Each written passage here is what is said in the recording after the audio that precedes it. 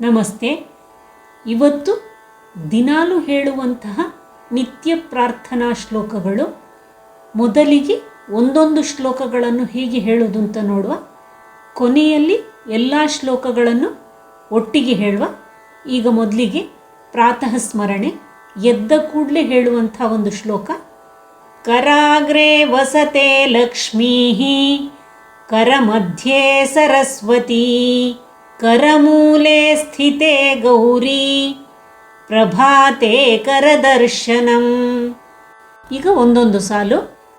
कराग्रे वसते लक्ष्मी कराग्रे वसते लक्ष्मी कराग्रे वसते लक्ष्मी करमध्ये सरस्वती करमध्ये सरस्वती करमध्ये सरस्वती करमूले स्थिते गौरी करमूले स्थिते गौरी करमूले स्थिते गौरी प्रभाते करदर्शनम प्रभाते करदर्शनम प्रभाते करदर्शनम.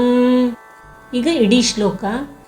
कराग्रे वसते लक्ष्मी करमध्ये सरस्वती करमूले स्थिते गौरी प्रभाते करदर्शनम. ಇನ್ನೊಮ್ಮೆ.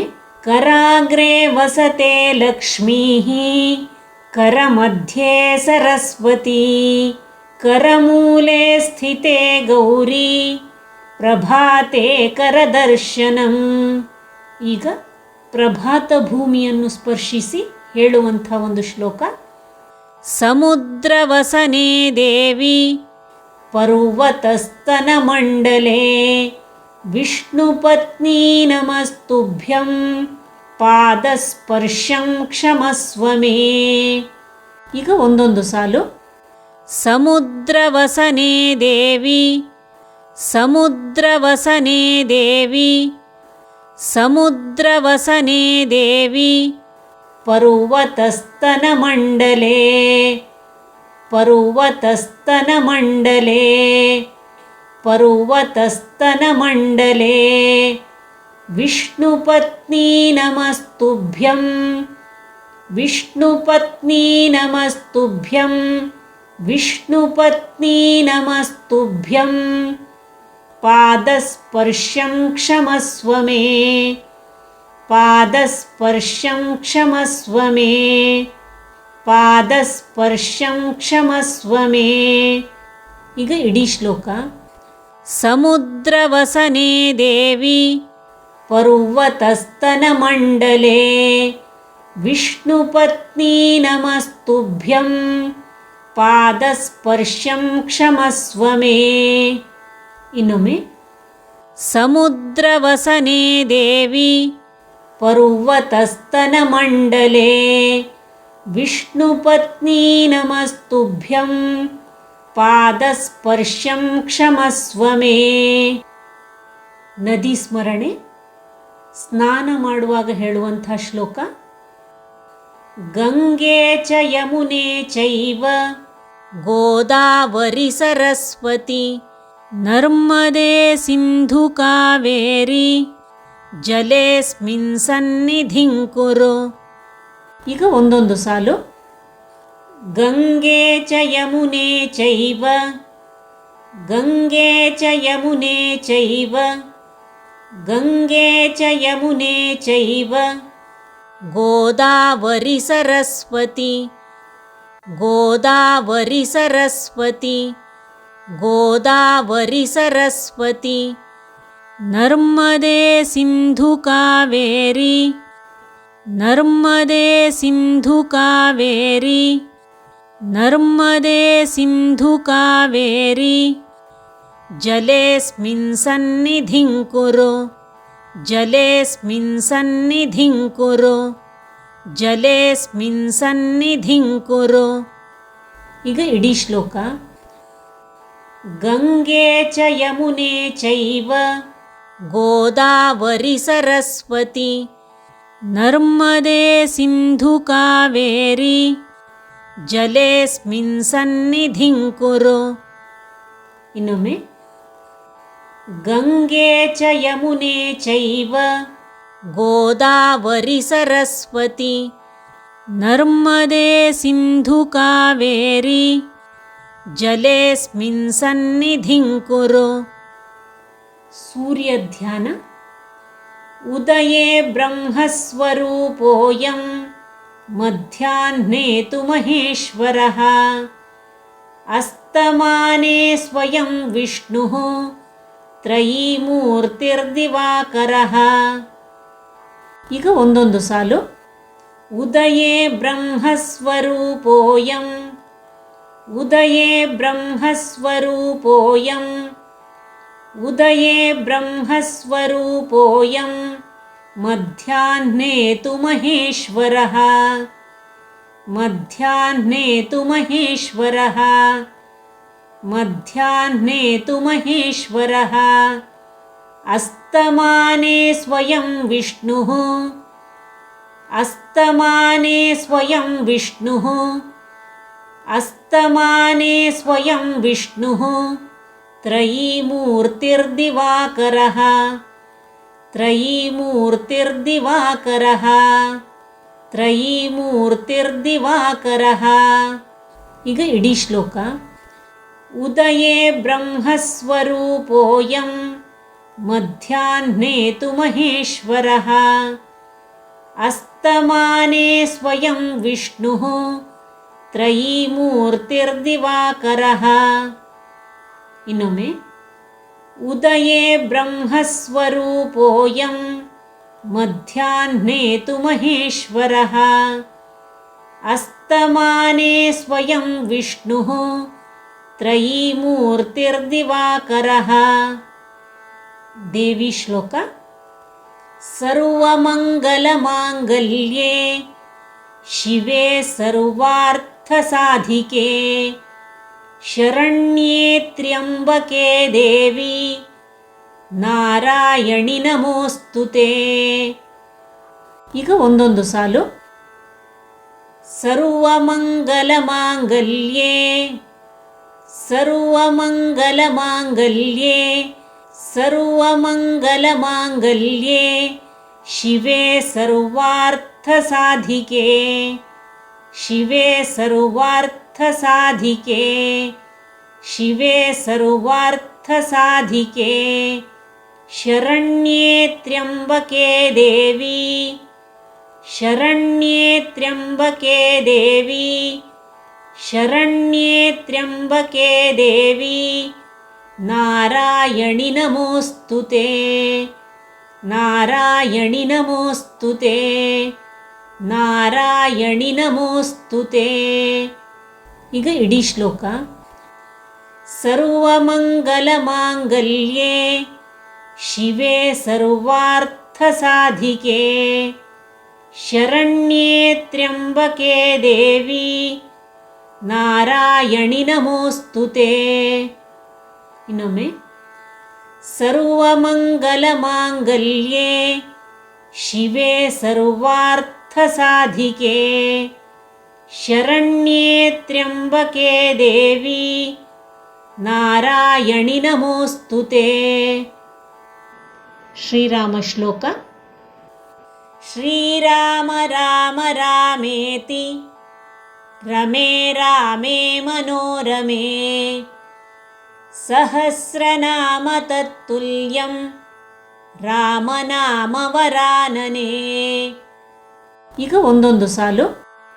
ಶ್ರೀರಾಮ ರಾಮ ರಾಮೇತಿ ಶ್ರೀರಾಮ ರಾಮ ರಾಮೇತಿ ಶ್ರೀರಾಮ ರಾಮ ರಾಮೇತಿ ರಮೇ ರಾಮೇ ಮನೋರಮೇ ರಮೇ ರಾಮೇ ಮನೋರಮೇ ರಮೇ ರಾಮೇ ಮನೋರಮೇ ಸಹಸ್ರನಾಮ ತತ್ತುಲ್ಯಂ ಸಹಸ್ರನಾಮ ತತ್ತುಲ್ಯಂ ಸಹಸ್ರನಾಮ ತತ್ತುಲ್ಯಂ ರಾಮನಾಮ ವರಾನನೆ ರಾಮನಾಮ ವರಾನನೆ ರಾಮನಾಮ ವರಾನನೆ. ಈಗ ಇಡೀ ಶ್ಲೋಕ. श्रीराम राम रामेति रमे रामे मनोरमे सहस्रनाम तत्तुल्यं रामनाम वरानने। ಇನ್ನೊಮ್ಮೆ ಶ್ರೀರಾಮ ರಾಮ ರಾಮೇತಿ ರಮೇ ರಾಮೇ ಮನೋರಮೇ ಸಹಸ್ರನಾಮ ತತ್ತುಲ್ಯಂ ರಾಮನಾಮ ವರಾನನೆ. ಹನುಮ ಶ್ಲೋಕ. मनोजवं मारुततुल्यवेगं जितेन्द्रियं बुद्धिमतां वरिष्ठं वातात्मजं वानरयूथमुख्यं श्रीरामदूतं शिरसा नमामि. बुद्धिर्बलं यशोधैर्यं निर्भयत्वमरोगता अजाड्यं वाक्पटुत्वञ्च हनुमत्स्मरणात् भवेत्. ಈಗ ಒಂದೊಂದು ಸಾಲು. मनोजवं मारुततुल्यवेगं मनोजवं मारुततुल्यवेगं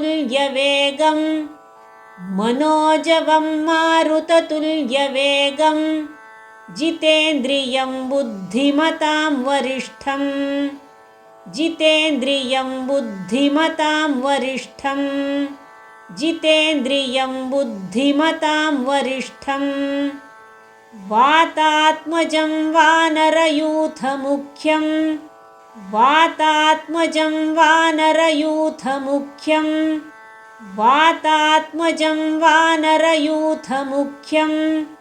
श्रीरामदूतं शिरसा नमामि. श्रीरामदूतं शिरसा नमामि. श्रीरामदूतं शिरसा नमामि. बुद्धिर्बलं यशोधैर्यं बुद्धिर्बलं यशोधैर्यं बुद्धिर्बलं यशोधैर्यं निर्भयत्वमरोगता निर्भयत्वमरोगता निर्भयत्वमरोगता अजाड्यं वाक्पटुत्वञ्च अजाड्यं वाक्पटुत्वञ्च अजाड्यं वाक्पटुत्वञ्च हनुमत्स्मरणात् भवेत् हनुमत्स्मरणात् भवेत् हनुमत्स्मरणात् भवेत्. ಈಗ ಇಡೀ ಶ್ಲೋಕ. मनोजवं मारुततुल्यवेगं जितेन्द्रियं बुद्धिमतां वरिष्ठं वातात्मजं वानरयूथमुख्यं श्रीरामदूतं शिरसा नमामि. बुद्धिर्बलं यशोधैर्यं निर्भयत्वमरोगता अजाड्यं वाक्पटुत्वञ्च हनुमत्स्मरणात् भवेत्. ಇನ್ನೊಮ್ಮೆ मनोजवं मारुततुल्यवेगं